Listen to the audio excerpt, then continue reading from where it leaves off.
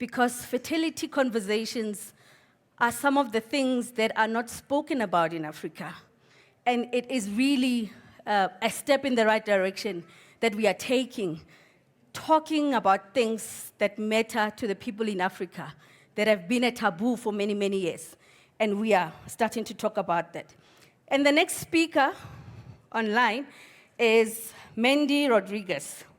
She's a renowned clinical psychologist that has worked in the field of infertility for the past 25 years. She helps individuals and couples to walk this journey and help them to face these challenges and overcome the issues and challenges that come with fertility. Mandy Rodrigues is going to be talking about preparing for IVF. Mandy, the stage is yours. And thank you, Tandy, and to Live Events, as well as to Fairing. So the reason I chose this topic is when I was asked what is their first question? And it is how to prepare for IVF. I have sent a lot of my patients who are not even trying for babies to listen to this topic because I'd like to change it a bit to how to even avoid IVF. So the same strategies that I'm going to implement here can also help patients who are possibly preparing to have children. And like I said, the speakers afterwards are going to be more in depth in terms of the procedure, in terms of male and female infertility. So this is an overview in terms of IVF.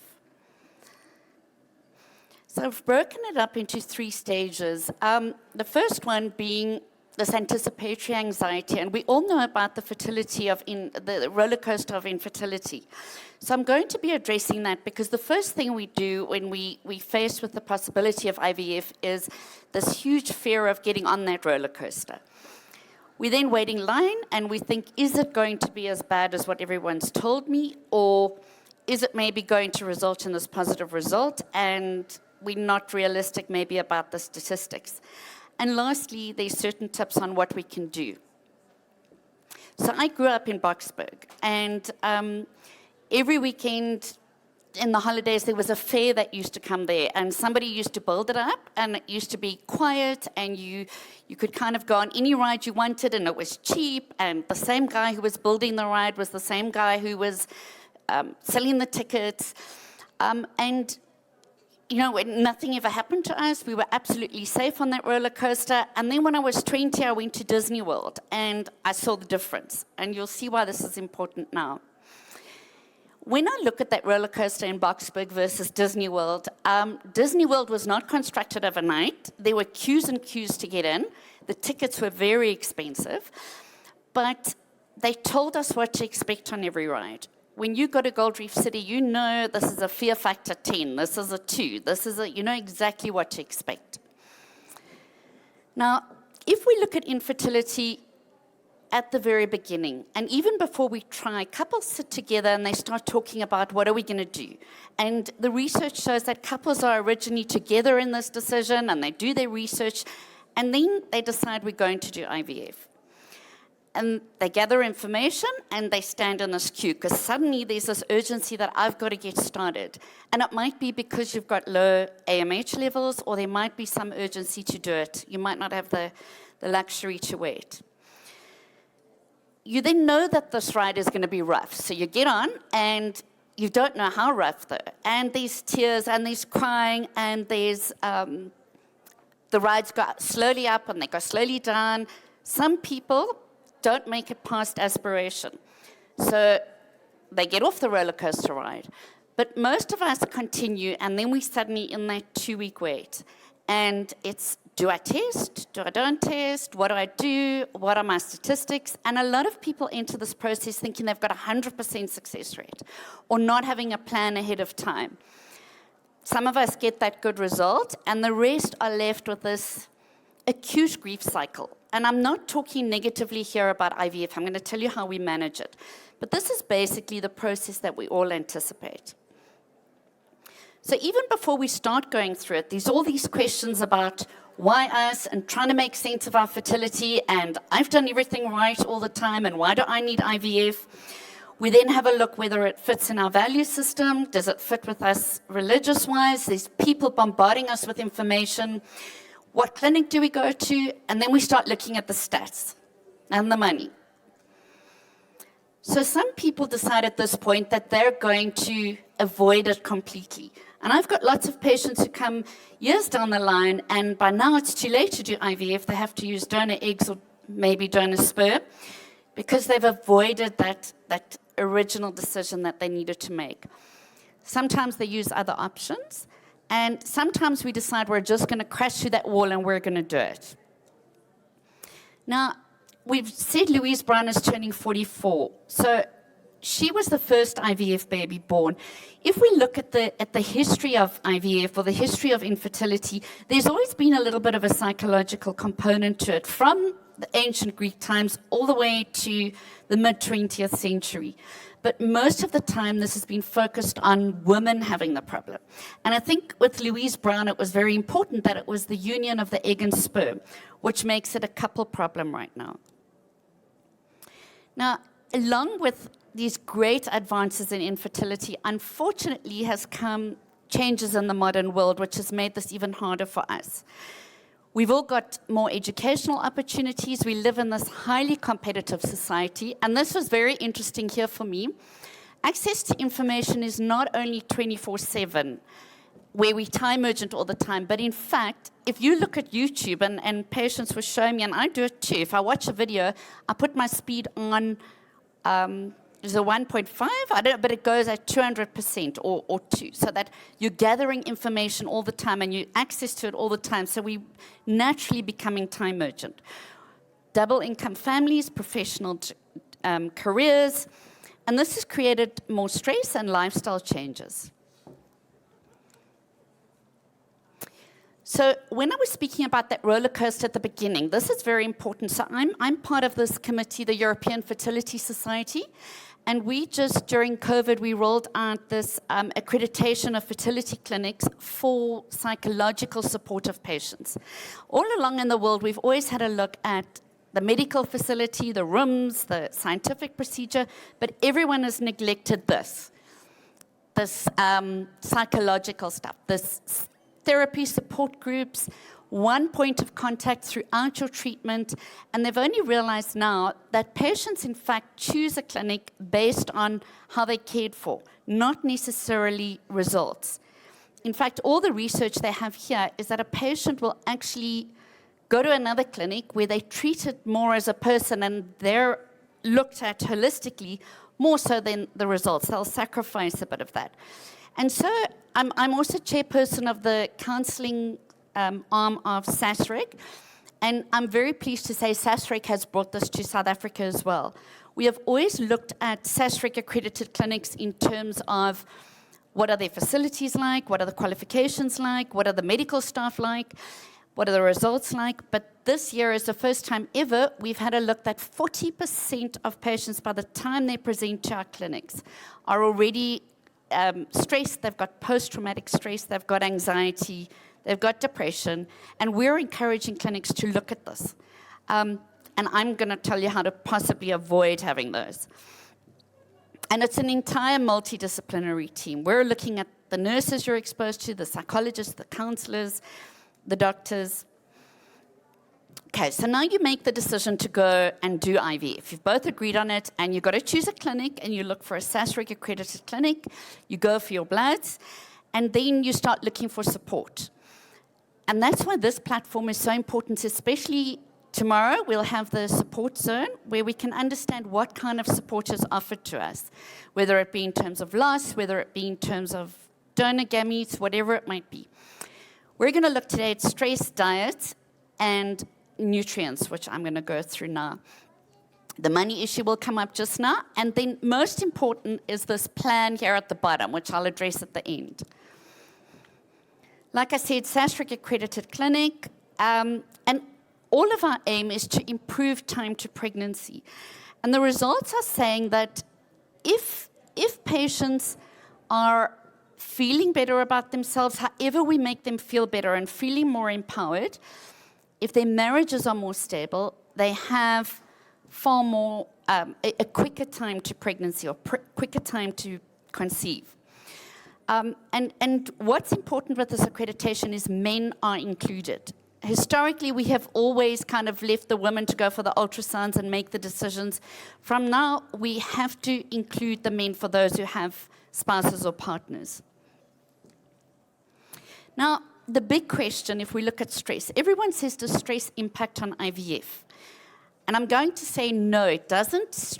It doesn't impact on the acute IVF that we're going through. Everybody is stressed when they're going through IVF. Everyone is stressed when they're hijacked, for example. All the research shows that even though aspiration is stressful, a modest increase in stress at the time of aspiration, when we take the eggs out, does not impact on quality of embryos, number of eggs, what we transfer at the end. But this important study over here, there's evidence that chronic stress or job-related stress can result in loss in pregnancy. Not early on, but further down the line. So when we took that further and had a look at all the history, you notice that I said to a patient yesterday, he said, my patient's 40 and his grandfather, there are 11 boys and no girls. And he said, but now everyone in his village is all having girls and he needs to have a boy because he needs to continue his community, and they're all girls and his surname's not going to go on. And he came up with the fact, and it is, I don't think it's an old wives' tale, but during war, what happens? But more boys are born because they die in war. So there seems to be some sort of trajectory. So hopefully we're not at risk for a war right now in Africa. But if we look at even the COVID pandemic, when people were stressed by something very real, the pregnancy rate went up in my patients. So these were patients who were waiting for IVF. It was put on hold. So they were facing stress, but they were facing what we call real stress, and the pregnancy rate went up.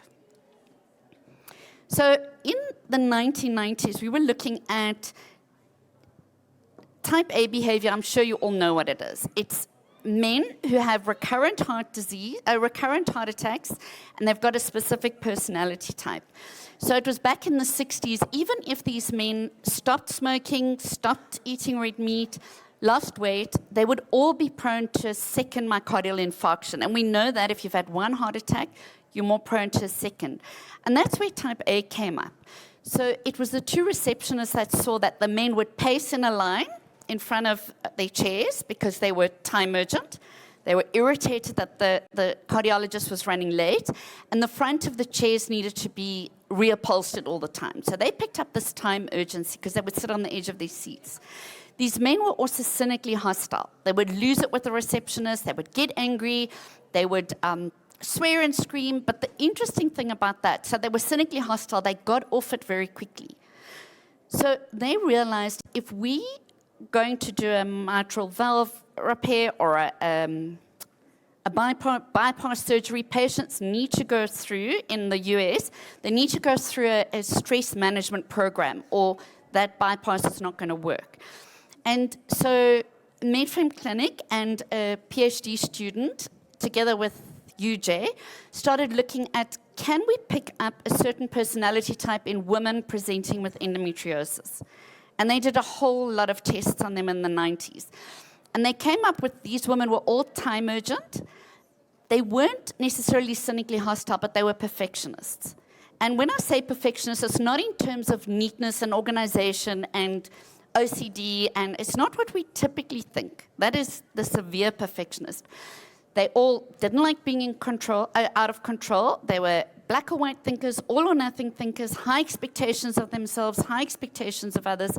Now, you put someone like that into a trauma like IVF, there's the time urgency, and there's the perfectionism, and there's the real fact of the IVF. But what was important is once these people's stress were managed, and it was more to look at endometriosis and managing pain, 67% of them fell pregnant on their next IVF.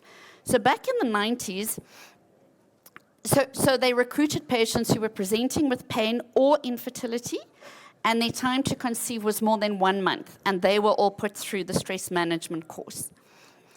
So the interesting thing is, if you look at the yellow, their stress decreased across the course over there, their type A behavior. At the time, fertility or IVF rates were 38% per cycle, just an average. It went up to 67%, and that's not what the researchers were looking for. The researchers were looking for, is their pain better managed? So as a side effect almost of reducing their stress, these women were falling pregnant on their next cycle. And the number of stress-related symptoms went right down. So over the years, we've then developed the TUPS course, which is now available online, which is how do we deal with the specific stress that we're looking at. If you look at your given day, 90% of the stuff you stress about is self-induced. And what I mean by self-induced is not that it doesn't exist, but we're worrying about things that actually have worrying about it has no outcome at the end.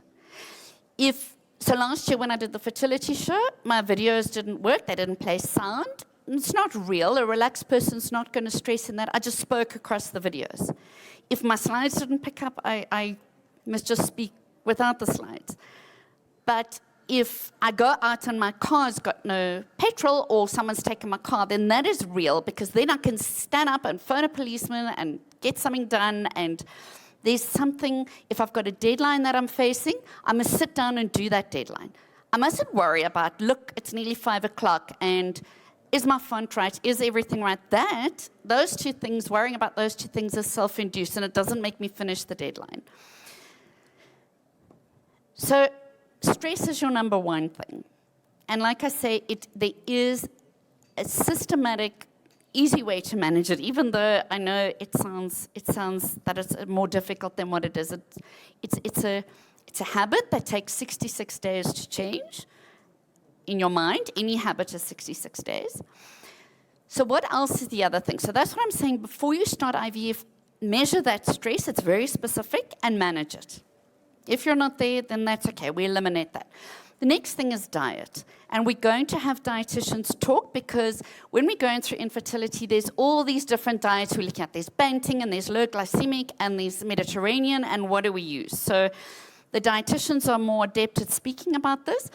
But the bottom line is we're looking at raised insulin levels prior to IVF. We're looking at those patients might have cholesterol issues, they might have weight issues, but basically they're what we call the type 2 diabetics. And those are the ones who, it's a lifestyle-induced diabetes. We can reverse that. We can manage that. There was, when I went to Esri before lockdown, it was amazing that the keynote address was to do with diet. And it was pre- and early pregnancy diet is associated with fertility and health in pregnancy.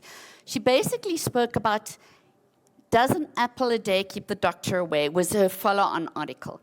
And they realized that it's true. Not 20 apples a day, but if you ate in moderation, and another article she wrote was fast food creates infertility. But she was looking at diet. And not only does it create a problem for you, but they started seeing that it had a transgenerational impact. So basically she was saying if the patients in the study ate very badly and had insulin problems, they would transfer that, not just by learning, but they carrying the baby would maybe have an issue, and that baby would have an issue. It's a bit more complicated than that, but she saw this transgenerational impact. She also said that severely underweight patients as well had a problem.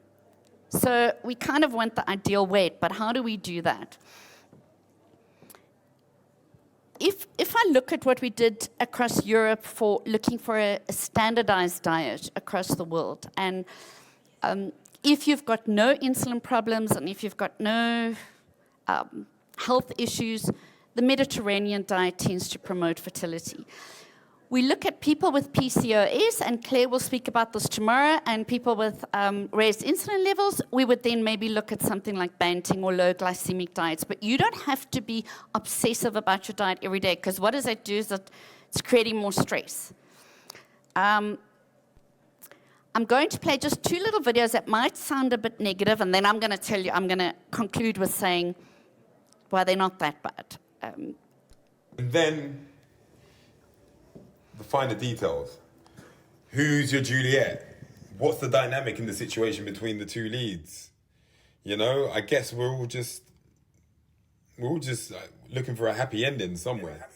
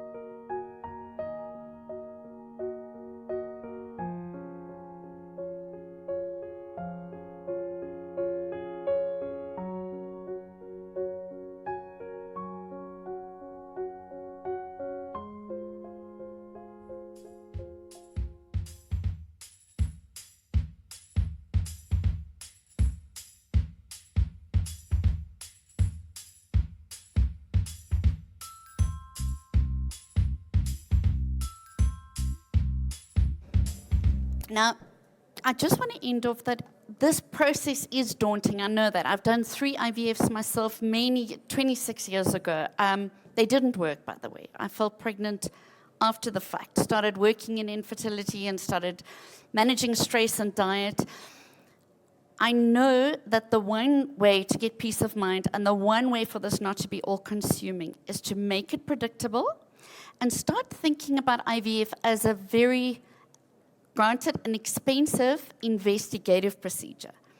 So you could emerge from your IVF saying, I have eggs, I make embryos, and so I have peace of mind that actually I can now give it 3 months of trying or 6 months. Or you can emerge from that very expensive procedure saying, there is a problem, and now I can manage it. And the second thing is, so make it predictable, have other life goals going in tandem to your IVF. I know that's easier said than done because it infiltrates every area of your life. How much you drink, where you go, how many friends you see, what you eat, your work stress. But don't take 2 weeks off after aspiration. That's not going to work. We know that the results of those patients across the world are lower than people who kind of continue with their day, unless work is really dreadful and you have to take that time off. And the third thing is to manage your stress, diet, and nutrients as the baseline and have a plan going forward.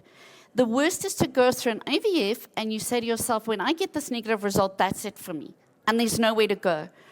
We know that people who resign find their jobs easier because we know we're resigning in 3 months' time, and suddenly this job seems so much easier because you've got another job to go to and you think, why did I resign? It's the same with IVF. If you've got a plan going forward and saying, I'm going to do this now, 3 months down the line, if it doesn't work, I'm going to maybe consider doing it again, and maybe next year. I promise you the months in between and the time leading up to it are easier to cope with than if you just go and say, I'm doing this once off and I better get a positive result. Thank you very much. Thank you very much for enlightening us.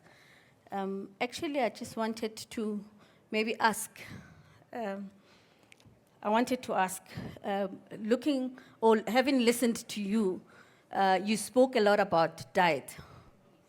And in most cases, it's perceived that it's women who must actually go on a diet to actually make this happen. So is it important as well for the guys to consider? Absolutely.